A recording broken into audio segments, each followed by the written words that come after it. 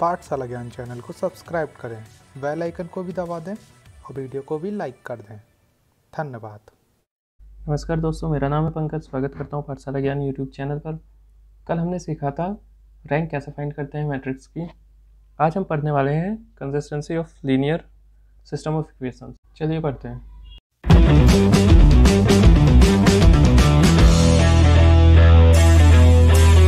देख लेते हैं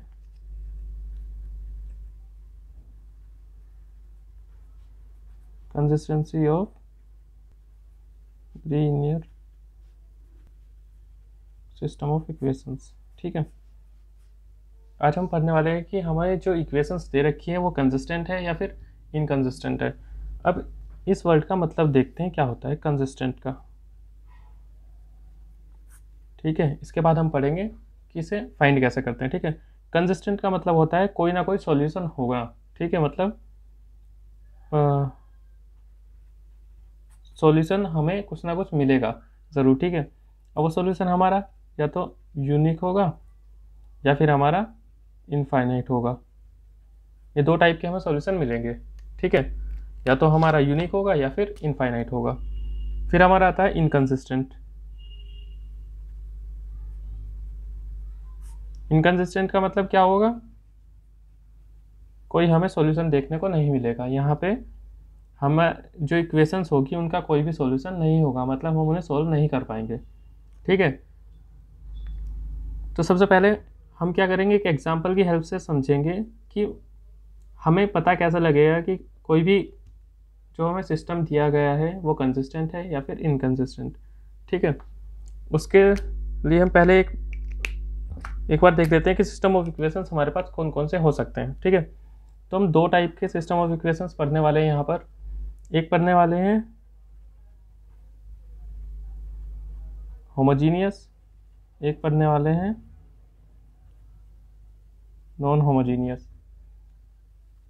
इनके बारे में आप जानते भी होंगे, होमोजीनियस इक्वेशन किन्हें कहते हैं, नॉन होमोजीनियस किन्हें कहते हैं। एक बार एग्जांपल की हेल्प से देख लेते हैं कि होमोजीनियस किसे कहते हैं। ठीक है, मान लीजिए मेरे पास तीन इक्वेशन है, x + y + z = 0, 2x + 3y + 4z = 0, 5x + 3y = 0। ठीक है, आप एक बार डिफरेंस समझते हैं इनमें होमोजीनियस और नॉन होमोजीनियस में क्या क्या होता है। ठीक है, अब यहीं पे यही सेम इक्वेशन में इस तरह लिख देता हूँ, x + y + z = 4, 2x + 3y + 4z = 5 and 5x + 3y = 8। मैंने क्या किया, यहाँ पे जितनी हमारी कांस्टेंट वैल्यूज़ थी, जितनी भी हमारी कांस्टेंट वैल्यूज़ थी, मैंने क्या किया, सॉरी, यहाँ पे जितनी भी कांस्टेंट वैल्यू थी हमारी, ठीक है, वो तो ज़ीरो थी। अब जब ज़ीरो होती है तो हमारी जो इक्वेशंस होती है वो होमोजीनियस कहलाती है। मतलब यहाँ पे क्या है, जितने भी ये सारे वेरिएबल ही हैं। ठीक है, ये भी हमारा जेड ही है, यहाँ पे कोई भी कांस्टेंट वैल्यू हमारी नहीं है इक्वेशन में। ठीक है, जहाँ पे हमारी कांस्टेंट वैल्यू आ जाती है वो इक्वेशन बन जाती है नॉन होमोजीनियस, जैसे आप यहाँ पे देख सकते हैं x + y + z = 4। ठीक है, तो मेरे ख्याल से ये तो आप समझ गए होंगे कि होमोजीनियस क्या होती है और नॉन होमोजीनियस क्या होती है। आज हम पढ़ने वाले हैं सिर्फ होमोजीनियस के बारे में, नॉन होमोजीनियस इक्वेशंस के बारे में हम कल पढ़ेंगे। ठीक है, तो लिख लेते हैं होमोजीनियस इक्वेशन।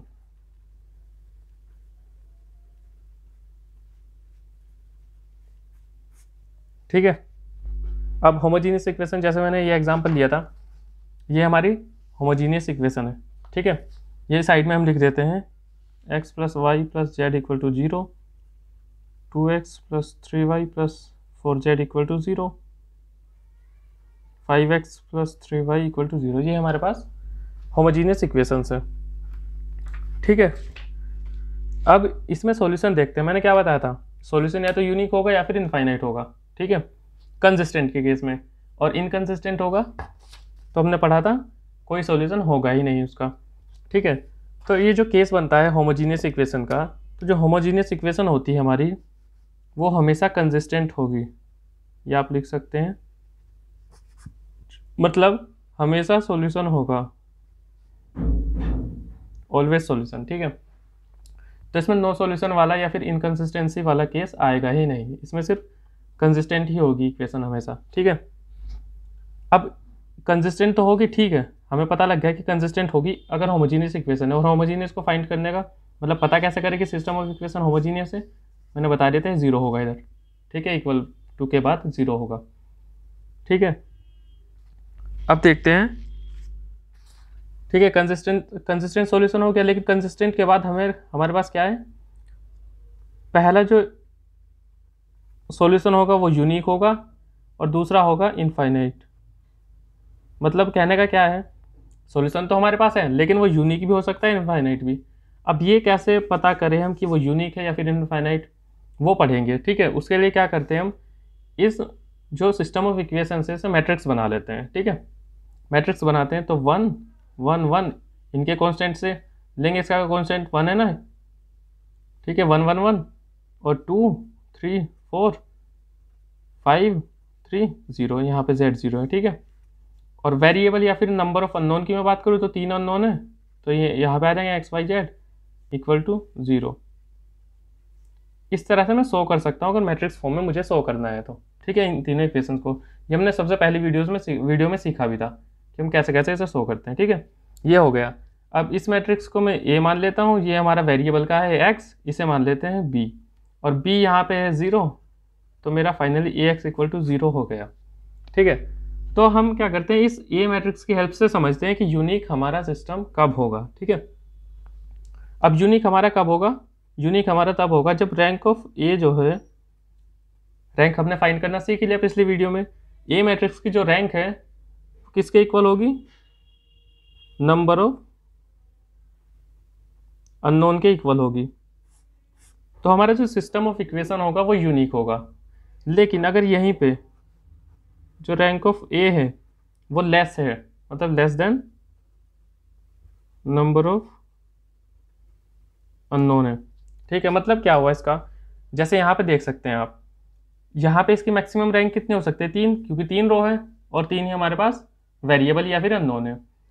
तो अगर इसकी रैंक मान लीजिए रैंक ऑफ ए 3 आता है, ठीक है, मतलब क्या हुआ, मैट्रिक्स ए की रैंक कितनी है 3, और ये किसके इक्वल है, इसके नंबर ऑफ अननोन के, ठीक है, that is X Y Z. तो यहाँ पे जो हमारा सिस्टम ऑफ इक्वेशन होगा वो यूनिक हो जाएगा, ठीक है। और यूनिक में इसकी वैल्यू 0 0 0 ही आएंगी हमारे पास। इसे बहुत सारी बुक्स में ट्राइवियल सॉल्यूशन भी बोल देते हैं। ट्राइवियल सॉल्यूशन का मतलब 0 0 0, ये हम सीखेंगे भी एग्जाम्पल की हेल्प से देखेंगे। और इनफाइनाइट सॉल्यूशन को हम नॉन ट्राइवियल भी बोल देते हैं, ठीक है। तो ये आप समझ गए होंगे। जैसे कि यहाँ पे रैंक इक्वल टू 3 था, अब मान लीजिए रैंक इक्वल टू 2 आ गया, रैंक ऑफ ए, तो 2 क्या है, नंबर ऑफ अननोन से कम है, क्योंकि नंबर ऑफ अननोन तो हमारे 3 है ना, ठीक है। तो हमारे सिस्टम ऑफ इक्वेशंस क्या बन जाएगा, इनफाइनाइट, ठीक है। तो ये तो था होमोजीनियस इक्वेशन के बारे में। अब एक एग्जाम्पल की हेल्प से इसे समझते हैं। एक एग्जाम्पल करते हैं इनफाइनाइट सॉल्यूशन का और एक एग्जाम्पल करते हैं यूनिक सॉल्यूशन का, ठीक है। तो चलिए देखते हैं एग्जाम्पल।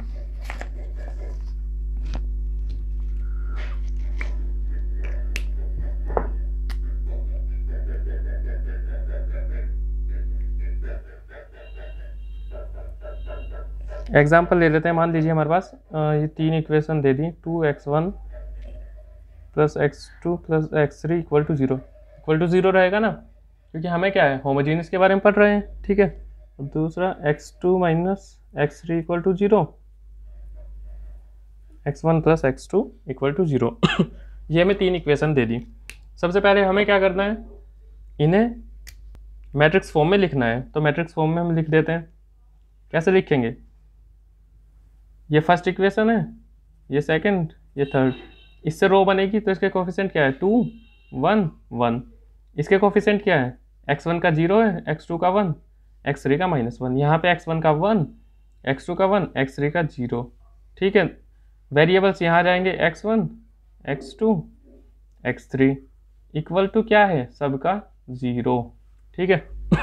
ये तो हमें शो कर दिया। अब हम इसे लिखेंगे a, इसे x, इसे 0, मतलब सिंपल सा ax इक्वल टू 0, इस तरीके से हम इसे लिख लेंगे, ठीक है।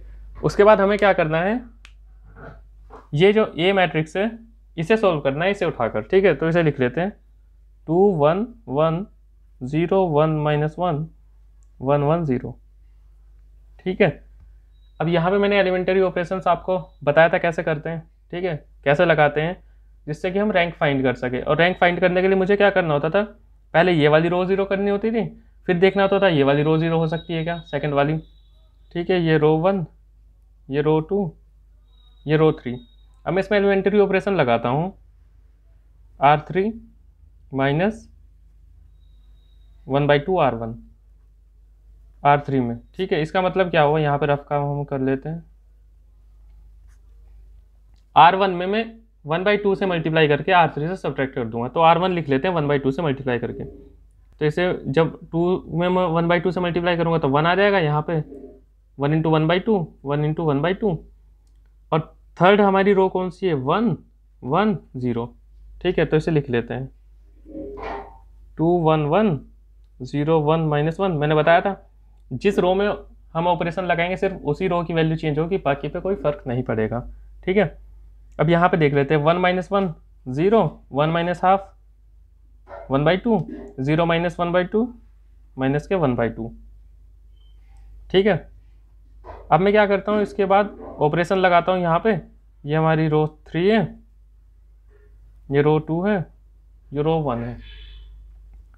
मैं क्या ऑपरेशन लगाता हूँ इसमें, R3 में ही 2R3 प्लस माइनस R2, मतलब R3 में 2 से मल्टीप्लाई करके R2 को इससे सब्ट्रैक्ट कर देता हूँ, ठीक है। तो R3 लिख देते हैं, R3 में 2 से मल्टीप्लाई करके, तो 0 1 -1। R2 क्या है हमारे पास, 0 1 -1, ये वाली R2 लिख लिया, ठीक है। अब मैं एक पेज ले देता हूँ दूसरा, यहाँ पे देख लेते हैं, ठीक है। 2 तो ऐसे ही रहेगा, 2 1 1 0 1 -1। यहाँ पे क्या हुआ, 0 -0 0 1 -1 0 -1 -1 0, इस तरीके से आ गया हमारा। अब यहाँ पे हम देख सकते हैं कि इससे ज़्यादा ज़ीरो हम नहीं बना सकते, ठीक है। एक रो हमने 0 बना दी, तो यहाँ पे जो ये मैट्रिक्स A था, इसकी रैंक कितनी आ गई, रैंक ऑफ मैट्रिक्स A = 2, ठीक है। और हमारे नंबर ऑफ अननोन कितने थे, नंबर ऑफ अननोन थे हमारे 3, ठीक है। अब रैंक तो हमारी आ गई 2, लेकिन नंबर ऑफ अननोन थे 3, मतलब क्या है, लेस है। तो इस केस में क्या होता है, इनफाइनाइट सॉल्यूशन, ठीक है। तो अगर यही पूछा है कि सॉल्यूशन इनफाइनाइट होंगे या फिर यूनिक होगा, तो यहाँ तक हमारा क्वेश्चन का आंसर आ जाएगा, सोल्व हो गए, ठीक है। और अगर हमसे पूछा है कि इसके सॉल्यूशन भी फाइंड करने हैं, ठीक है, इसका सॉल्यूशन हो गया क्या, इनफाइनाइट तो ठीक है, लेकिन सॉल्यूशन भी हमें फाइंड करना है। तो ये ए मैट्रिक्स को मैं उसमें रख देता हूँ जो हमारी शुरू में मैट्रिक्स आई थी, ये वाली 2 0 1 1 1 1 1 -1 0, ठीक है। यहाँ पे ये मैट्रिक्स को मैं क्या करता हूँ, रिप्लेस करता हूँ इस वाली मैट्रिक्स से, ठीक है। लिख लेते हैं यहाँ पे 2 0 0 1 1 0 1 -1 0, ठीक है। यहाँ पे क्या था, x1 x2 x3 equal to क्या था हमारा 0 0 0, ठीक है। इस तरीके से था। अब इसे सोल्व करते हैं, देखते हैं कैसे सोल्व करते हैं, ठीक है। अब मैट्रिक्स मल्टीप्लिकेशन में हमने सीखा था, ठीक है। मुझे अगर इसे और इसे x = 0, इन्हें क्या कराना है, मल्टीप्लाई करना है। तो यहाँ पे मैं मल्टीप्लाई करके इस तरह लिख सकता हूँ 2x1 + x2 + x3 = 0। ये हमारी एक इक्वेशन आ जाएगी फर्स्ट यहाँ से, ठीक है। इस 2 का इसमें मल्टीप्लाई, इसका 1 में, इसका इसमें, ठीक है। इसे सोल्व करके फिर हम क्या लिख सकते हैं, 0 × x1 0 हो जाएगा, plus x1 × 1 x2 × 1 x2 minus x3 = 0 हो जाएगा। थर्ड इक्वेशन में देखते हैं तो हमारे पास क्या है, कोई भी वैल्यू नहीं बचती, मतलब 0 0 0 हो जा रहा है। तो यहाँ पे 0 × x1 0 हो जाएगा, 0 × x2 0 हो जाएगा, और 0 × x3 भी 0 हो जाएगा। यहाँ पे क्या करना है, हम इनमें से किसी भी एक को कुछ ना कुछ मानना पड़ेगा, क्योंकि सिंपल सी बात है ना। अब हम अगर ऐसे लिखेंगे 0 × x1 = 0, मतलब x1 = 0/0, ये तो नोट डिफाइन हो गया ना, ये तो कोई सॉल्यूशन होगा ही नहीं। ऐसे ही मैं अगर 0 इंटू x2 लिखता हूँ तो वो भी इस तरह ही आएगा, x2 equal to 0/0, note define हो गया। तो हम क्या करते हैं, इनमें से किसी को भी एक को ले लेते हैं, लाइक x3 को लेते हैं k, लेट करते हैं, हमने माना late x3 equal to k, हमने x3 को k मान लिया, ठीक है। अब x3 को k माना हमारा, तो एक तो हमारा x3 की वैल्यू आ गई k, ठीक है। इनफाइनाइट में बताऊंगा इनफाइनाइट कैसे है, ठीक है। तो यहाँ पे ये इक्वेशन सेकंड थी, ये इक्वेशन फर्स्ट थी। तो सेकंड की हेल्प से हम क्या करते हैं, x2 निकालते हैं which is k also k because x2 equal to x3, ठीक है। अब फर्स्ट की हेल्प से हम क्या निकालते हैं, x1 निकालते हैं, तो 2x1 plus k equal to 0, x1 equal to minus K, ठीक है। ये आ गए हमारे पास तीनों वेरिएबल की, हमारे पास वैल्यू आ गई, x3 आ गया, x2 आ गया, x1 आ गया। अब ये इनफाइनाइट कैसे है, देखिए k की कुछ भी वैल्यू हो सकती है, 0 भी हो सकता है, 1 भी हो सकता है, 2 भी हो सकता है, 3 भी हो सकता है, 4 भी हो सकता है। तो मैं जो भी वैल्यू पुट करूँगा मुझे हर बार नया इसमें सॉल्यूशन मिलेगा, इसीलिए इसे बोलते हैं इनफाइनाइट सॉल्यूशन, ठीक है। अगर k की कोई भी वैल्यू फिक्स होती तो सिंपल सी बात है, हमारा सॉल्यूशन जो होता वो यूनिक सॉल्यूशन बन जाता, लेकिन वो इस केस में तो आएगी नहीं, क्योंकि इसमें तो ऑलरेडी हमारा जो सिस्टम ऑफ इक्वेशन है वो इनफाइनाइट आ चुका है, ठीक है। अब एक एग्जांपल देखते हैं यूनिक सॉल्यूशन का। ये एग्जांपल देख लेते हैं कि यूनिक होता है तो कैसे टैकल करते हैं। 4x plus 3y minus z equal to 0, x minus Y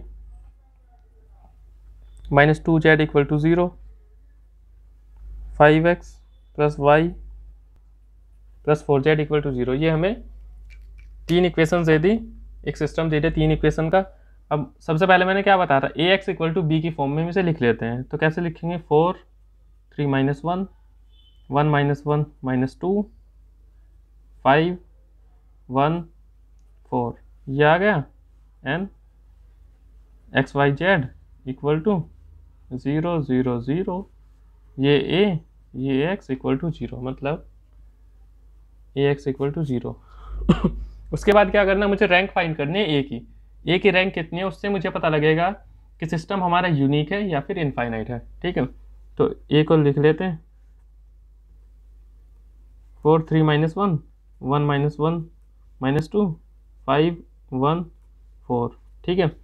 अब मैं क्या करता हूँ, ये हमारा R1 है, ये हमारा R2 है, ये हमारा R3। मैं R2 में ऑपरेशन लगाता हूँ, R2 4 R2 माइनस R1, ठीक है। इसका मतलब समझते हैं क्या हुआ। R2 में मैं 4 से मल्टीप्लाई कर रहा हूँ और इसमें से R1 को सब्ट्रैक्ट कर रहा हूँ, ठीक है। तो लिख लेते हैं क्या आएगा, यहाँ पे देखते हैं R2 को लिखते हैं 4 से मल्टीप्लाई करके। तो R2 हमारा क्या है, 1 माइनस 1 माइनस 2, जब 4 से मैं मल्टीप्लाई करूँगा तो 4 माइनस 4 माइनस 8, ठीक है। अब R1 को इसमें सब्ट्रैक्ट कर लेते हैं। R1 क्या है हमारा, 4 3 माइनस 1। अब क्या करना है, इसे सब्ट्रैक्ट करना है। तो R1 को तो मैं कुछ कह नहीं रहा, छेड़ नहीं रहा उसे, तो वो एज इट इज़ लिखा जाएगा, हमारा रह जाएगा। अब R2 में हमने ऑपरेशन लगाया तो R2 की वैल्यू चेंज हो जाएगी। तो यहाँ पे देखते हैं 4 माइनस 4 0, 3 माइनस माइनस 4 7 हो जाएगा, ठीक है। और यहाँ पे क्या है, माइनस 1 माइनस माइनस 8 कितना हो गया, 7 बच जाएगा, क्योंकि ये प्लस का हो जाएगा और ये माइनस का रह जाएगा, ठीक है। तो हमारा आ गया 0 7 7, ठीक है। उसके बाद मैं क्या करता हूँ, यहाँ पे इसे, अब उसके बाद क्या करना है, फिर इसे 0 करना है। इसे कैसे 0 करें, तो मैं ऑपरेशन लगाता हूँ R3 में, R3 माइनस 5/4 R1। इसका मतलब क्या हुआ, R1 में मैंने 5/4 से मल्टीप्लाई किया और R1 को R3 से सब्ट्रैक्ट कर दिया, ठीक है। तो R1 लिखते हैं पहले यहाँ पे रफ में। R1 हमारा क्या है, 4 3 माइनस 1 5/4 से मल्टीप्लाई करते हैं तो ये 5 आएगा। अब 3 में मल्टीप्लाई करूँगा तो मेरा क्या आएगा, 15/4 आएगा, और यहाँ पे माइनस के 5/4 आएगा, माइनस 1 से जब मैं मल्टीप्लाई करूँगा, ठीक है। अब सब्ट्रैक्ट किससे करना है, इसे R3 से, तो R3 लिख लेते हैं 5 1 4। अब देखते हैं सब्ट्रैक्ट करके कितना आएगा। तो 5 माइनस 5 0, 1 माइनस 15/4 कितना हुआ ये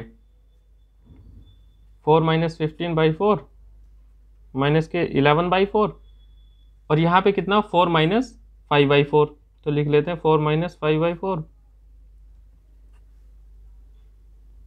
4 इंटू 4 16 माइनस 5 11, 11/4 ये हमारा आ गया। ठीक है, तो भी हम यहाँ पे देख सकते हैं हमारे पास इस तरीके से कुछ ये आ गया। अब उसके बाद क्या करना होता है, मुझे ये वाला एलिमेंट जीरो बनाना है। अब ये वाला एलिमेंट मैं कैसे जीरो बना सकता हूँ, एक बार देख लेते हैं ये वाला एलिमेंट हम कैसे जीरो बना सकते हैं। बिकॉज रैंक निकालने के लिए 1 बाई 1 जीरो करना पड़ेगा ना, तभी तो मुझे पता लगेगा फाइनली। ठीक है, तो देख लेते हैं। अब देखिए मैं क्या करता हूँ, यहाँ पे ऑपरेशन लगा देता हूँ। ये हमारे कॉलम 1 है, ये 2 है, ये 3, ये रैंक रो 3, ये रो 2, ये रो 1 है हमारा। मैं क्या करता हूँ, अब देखिए C2 में अगर C3 में ऐड कर दूंगा तो माइनस 11/4 प्लस 11/4 कैंसिल हो जाएगा तो 0 आ जाएगा। तो मैं ऑपरेशन लगाता हूँ C2 में, और ऑपरेशन क्या लगाता हूँ C2 प्लस C3। ठीक है, इसे देखते हैं कैसे करते हैं। ये हमारा ये था 4, अब C1 में तो कोई मैं ऑपरेशन नहीं लगा रहा हूँ तो C1 एज इट इज आ जाएगा 4 0 0, और हमारा C3 भी एज इट इज आ जाएगा क्योंकि C3 में कोई ऑपरेशन नहीं लगा रहा हूँ मैं, 11/4। हमारा क्या बचता है, जो C2 है उसमें मैंने ऑपरेशन लगाया C2 प्लस C3 का। ठीक है, तो यहाँ पे देख लेते हैं क्या है हमारे पास। C2 में 3 7 माइनस 11/4 और C3 में -1 7 माइनस के 11/4। अब देखते हैं 3 माइनस 1 2, 7 प्लस 7 14, माइनस 11/4 प्लस 11/4 0। ये हमारे पास आ गया, इसे हम साइड रख लेते हैं। इस तरीके से मेरे पास ये ए मैट्रिक्स आ गया। अब मैं देखता हूँ कि इससे आगे मैं सोल्व नहीं कर पाऊंगा। ठीक है, इससे आगे मैं इसे 0 नहीं बना पा रहा, तो यहीं तक हम रखते हैं, इसे यहीं तक रखें क्योंकि इससे ज़्यादा मैं सोल्व नहीं कर पाऊंगा। तो यहाँ मुझे क्या पता चलता है कि रैंक ऑफ ए जो है वो 3 है। जो रैंक है मैट्रिक्स की ए की वो हमारी कितनी निकल के आई है 3, because number of non zero कितने हैं इसमें 3 है ना, कोई भी जीरो हम बना ही नहीं पाए। और ये 3 किसके इक्वल है, नंबर ऑफ अननोन, हमारे नंबर ऑफ अननोन ये देख सकते हैं आप, 3 ही हमारे पास अननोन है x y z। ठीक है, और रैंक भी हमारी उतनी है। तो इसके लिए मैंने क्या बताया था, ऐसे केस में जो सिस्टम हमारा इक्वेशन का होगा वो यूनिक होगा, यूनिक सोल्यूशन। अब इतना तो ठीक है यूनिक सोल्यूशन, लेकिन हमें ये भी तो पूछा गया है कि इसका सॉल्यूशन भी फाइंड करो, इसकी वैल्यू क्या क्या है। ठीक है, तो हम यहीं पे जाते हैं। पहले वाला क्वेश्चन सॉल्व किया था, इस ए को मैं रिप्लेस करता हूँ इस वाले ए से। ठीक है, तो कर देते हैं रिप्लेस। क्या है हमारा 4 2 माइनस 1 0 14 7 0 0 11/4। यहाँ पे हमारा क्या है x Y Z equal to 0 0 0। ठीक है सॉरी। अब इसे सोल्व करते हैं तो हमारी इक्वेशंस क्या बनेगी, 4 into x plus 2 into y, अब -1 इंटू जेड माइनस के z equal to 0, and 14 0 into x 0 हो जाएगा, 14 into y 14y plus 7 into z equal to 0। और यहाँ पे क्या आएगा 0 into x plus 0 into y 0 0 रहेगा, 11/4 इंटू जेड, तो 11/4 जेड इक्वल टू 0। अब यहाँ पे मैंने तीनों इक्वेशन को जब सॉल्व किया तो मेरे पास ये तीनों इक्वेशन आ गई। जैसा कि हमने सबसे पहली वीडियो में जब सीखा था कि साइमल्टेनियस इक्वेशन को सॉल्व करने के लिए मैट्रिक्स मेथड का यूज़ करते हैं, तो ये पर्टिकुलर मेथड होता है, ठीक है, यूज़ करने का। अब यहाँ पे जब मैं इसे सोल्व करूँगा, यहाँ पे आप देख सकते हैं 11/4 इंटू जेड इक्वल टू 0 है, मतलब क्या है z इक्वल टू 0। ठीक है, इससे मतलब यही तो हुआ हमारा। अब z इक्वल टू 0 है तो सेकंड इक्वेशन पे जाते हैं। सेकंड इक्वेशन क्या है हमारी 14y प्लस 7 इंटू जेड क्या है 0, तो 0 रखते हैं, यहाँ से y भी 0 आ जाएगा। ठीक है, y 0 आ गया, z 0 आ गया। फर्स्ट इक्वेशन में जाएंगे तो 4x इक्वल टू 0 आ जाएगा, बिकॉज 2 इंटू वाई 0 हो जाएगा, z 0 है, तो यहाँ पे x भी हमारा 0 हो गया। ठीक है, यही हमने पढ़ा था कि जो यूनिक सॉल्यूशन होगा होमोजीनियस इक्वेशन में, वो क्या होगा, ट्राइवियल सॉल्यूशन होगा। ट्राइवियल सॉल्यूशन होने से मतलब है सारी जो वैल्यू होगी उसके सॉल्यूशन की वो 0 0 होंगी। ठीक है, इनफाइनाइट के केस में कुछ ना कुछ वैल्यू आएंगी, जैसे कि हमारे के की टर्म में आ गई थी, और यूनिक के केस में हमारी सारी वैल्यूज 0 0 होंगी। ठीक है, आज की वीडियो में इतना ही पढ़ते हैं, कल हम पढ़ेंगे नॉन होमोजीनियस इक्वेशंस के बारे में। ठीक है, आई होप आपको समझ में आ गया होगा। नहीं समझ में आया तो हमें कमेंट कर दीजिएगा। वीडियो पसंद आई हो तो वीडियो को लाइक करें, शेयर करें और सब्सक्राइब करें चैनल को। धन्यवाद।